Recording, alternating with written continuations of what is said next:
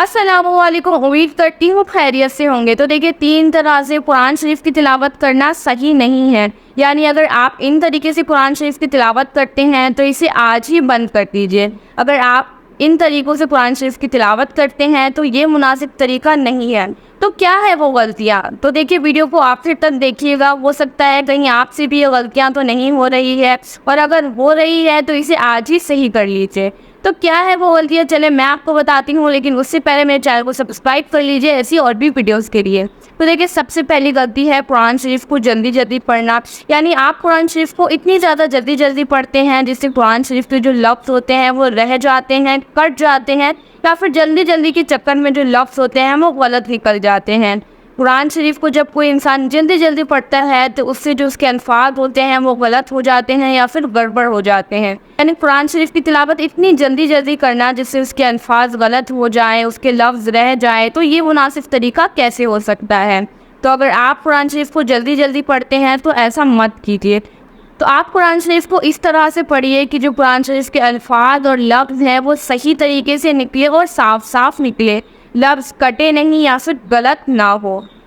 और दूसरी गलती है कुरान शरीफ को भिन भिना कर पढ़ना। यानी कुछ लोग जब कुरान शरीफ की तिलावत करते हैं तो उसे कुछ इस तरह से पढ़ते हैं, तो ये मुनासिब तरीका नहीं है। यानी कुरान शरीफ को इतना भिन भिना कर अंदर ही अंदर पढ़ना जैसे ना आपको खुद को समझ में आए कि आप क्या पढ़ रहे हैं, और ना आपके कानों को वो अल्फाज समझ में आए कि आप क्या पढ़ रहे हैं। इस तरीके से जो कुरान शरीफ के अल्फाज हैं वो सही निकल ही नहीं रहे हैं। यानी आप अपनी ज़बान और अपने होठों से वो अल्फाज निकाल ही नहीं रहे हैं। तो ये तरीका मुनासिब कैसे हो सकता है कुरान शरीफ की तिलावत करने का?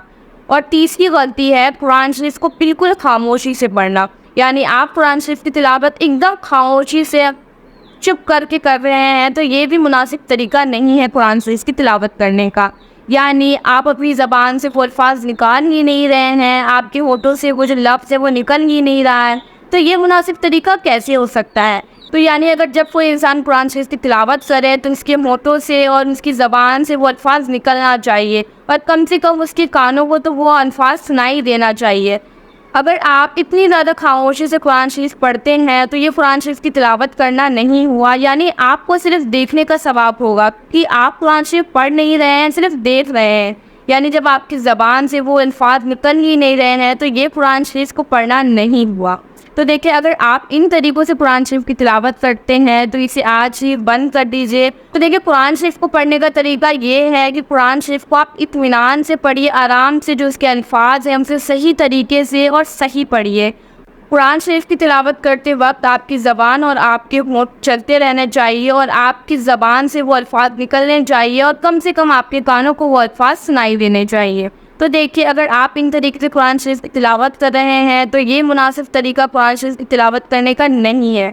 इस तरीके से आप अगर कुरान शरीफ की तिलावत करते हैं तो कुरान शरीफ को सिर्फ देखना हुआ, कुरान शरीफ को पढ़ना नहीं हुआ। तो देखिए, अगर आपको वीडियो अच्छी लगी है तो वीडियो को लाइक करके चैनल को सब्सक्राइब कर लीजिए।